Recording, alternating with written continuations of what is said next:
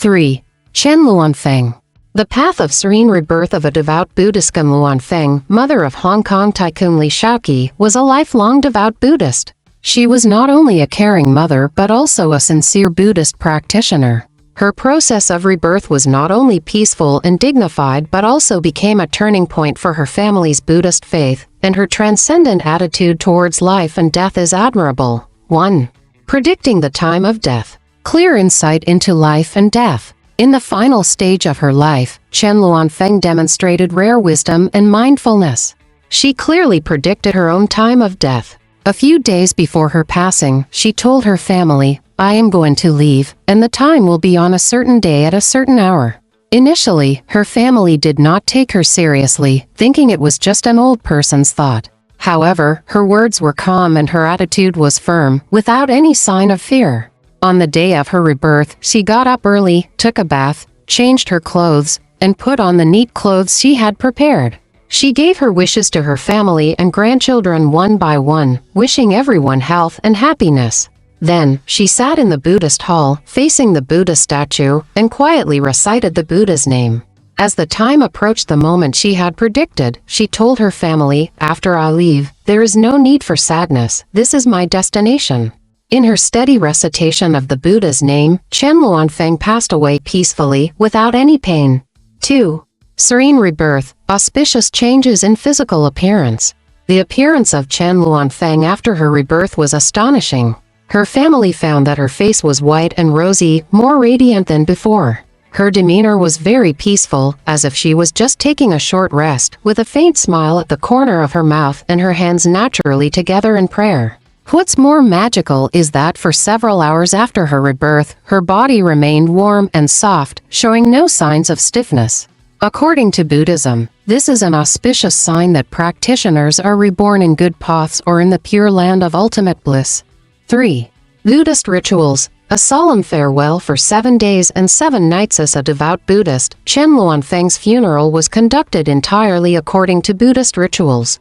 Lee Shau-kee specially invited highly respected monks to chant sutras for his mother, from Hong Kong all the way to her hometown. This Transcendence Dharma assembly lasted for 7 days and 7 nights, with dozens of monks taking turns to chant sutras every day, praying for her soul. The main content of these sutras was the Amitabha Sutra, Ksitigarbha Sutra, and Great Compassion Mantra. Family members and believers participated together, fasting and reciting the Buddha's name throughout the process. The Buddhist hall was filled with smoke and the sound of chanting, creating a solemn and peaceful atmosphere. 4. The far-reaching impact on family. The awakening of faith. Chen Luanfeng's rebirth deeply shocked her family. Especially Lee Shau-kee, who originally had a superficial belief in Buddhism, was personally touched by his mother's rebirth and felt the power of Buddhist faith. He not only gained a deeper understanding of life and death but also began to participate in more Buddhist activities and charitable causes after his mother's passing. Lee Shau-kee once publicly stated, "My mother's faith changed our family. She made us understand that practice is not only a matter of religion but also a kind of wisdom in life." 5. Will and good deeds. The continuation of cultivating good karma. Before her rebirth, Chen Luanfeng left a will to donate her life savings to charity, especially for the release of life activities. Lee Shau-kee, following his mother's wishes, used a large sum of money for the purchase and release of birds and fish back into nature. He believes that this is the continuation of his mother's cultivation of good karma and a practice of compassion for all beings. In addition, during her Head 7 and Third 7 Dharma assemblies, the family continued to hold Transcendence Dharma assemblies for her, praying that she could be reborn in the Western Pure Land as soon as possible. These rituals are not only filial piety to the mother but also a milestone in the family's transformation of faith. 6. Her practice method. Simple and firm. Chen Luanfeng's practice was not complicated but extremely devout. She insisted on reciting the Buddha's name tens of thousands of times every day, never interrupting. She often said, "Reciting the Buddha's name is the simplest practice method. As long as the heart is sincere, everyone can do it." She also practiced giving, not only helping poor families financially but also caring for neighbors and bringing warmth to those in need. Her good deeds not only accumulated blessings but also resulted in the good end mentioned in Buddhism at the time of her rebirth. Summary: Chen Luanfeng demonstrated the power of Buddhist faith and the wisdom of practice throughout her life. From predicting the time to a peaceful rebirth, her deeds not only moved her family but also became a model for Buddhists to learn from. Her story tells us that practice does not require earth-shattering actions but starts from the heart, accumulating bit by bit, facing life and death with a sincere heart, and ultimately achieving transcendence and freedom. May the deeds of Chen Luanfeng inspire more people, allowing us to find inner peace and strength in our practice.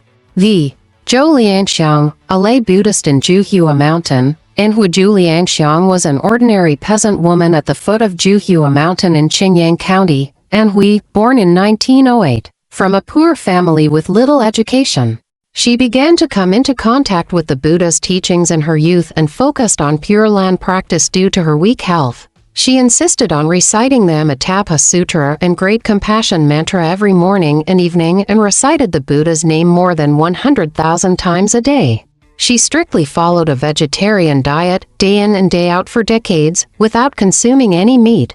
Sedan process. In 1968, Zhou Lianxiang, a lay Buddhist, sensed that her time of rebirth was approaching and instructed her family to prepare a Sedan and Pure Land Buddha statues. 3 days before her passing, she told her family the specific time, then sat peacefully in front of the Buddhist niche with a serene expression, continuously reciting the Buddha's name until the last moment. After her death, her family cleaned her body, wrapped it in cloth, and placed it in the Sedan, following tradition by sealing the Sedan with lime and mud. Opening the Sedan. 10 years later, when local monks and family members opened the Sedan, they found that Zhou Lianxiang's body was intact, even the skin was as soft as if alive. Her appearance was peaceful, with a smile on her face, showing no signs of decay. A faint fragrance emanated from the Sedan. Evaluation. Her story quickly spread, and local monks and believers flocked to pay their respects. Jiuhua Mountain temples established a memorial plaque for her and publicized her story as a classic case of Pure Land practice achievements. Vi.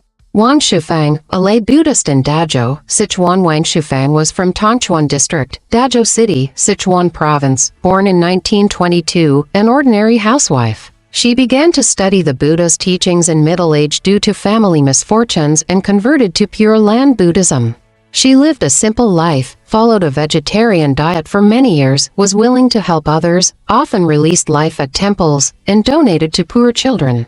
Sedan process. In 1985, Wang Shufang sensed that she would be reborn and informed her family in advance, telling them not to worry and arranging her own affairs. 2 days before her passing, she only drank a little water, her face was clear and peaceful. Finally, she passed away sitting while reciting the Buddha's name. Her family, according to her wishes, placed her body in a Sedan, lined the Sedan with lime and spices, and sealed the Sedan with soil. Opening the Sedan. About 7 years later, when the Sedan was opened, Wang Shufang's body was well preserved, her skin was still smooth, showing a faint gold and yellow luster.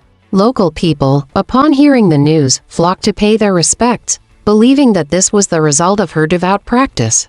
Impact. The Buddhist community in Dazhou City attached great importance to this and held a large Dharma assembly for Wang Shufang, organizing her deeds into a book to encourage more people to practice the Pure Land method. 7. Liu Fenglan, a lay Buddhist practitioner from Luoyang, Henan. Liu Fenglan, born in 1954 in Luoyang, Henan, was diagnosed with advanced gastric cancer in her middle age.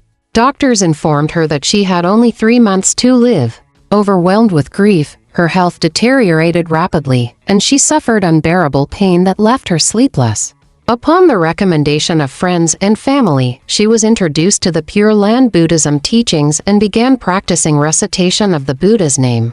Her practice. Despite her severe illness, Liu Fenglan was unwavering in her faith. She chanted the name of Amitabha Buddha more than 100,000 times daily. Gradually, she let go of her worries about her illness and devoted herself wholeheartedly to her practice. Miraculously, her pain significantly diminished, her mental state improved, and she was even able to attend Dharma assemblies. During her practice, she had multiple dreams of Amitabha Buddha coming to guide her, which further strengthened her resolve. For a knowledge of passing, 2 years later, she informed her family that she would pass away on the 15th day of the 7th lunar month. She urged her loved ones not to grieve but to chant the Buddha's name to assist her in her transition. On that day, she bathed, dressed in clean clothes, sat upright in her home shrine, and recited the Buddha's name until her final moment. She passed away peacefully, with a serene expression and a hint of a smile on her face. Liu Fenglan's story became well known in the Buddhist community of Luoyang, inspiring many patients to turn to Buddhist practice for relief from suffering and to elevate their spiritual state.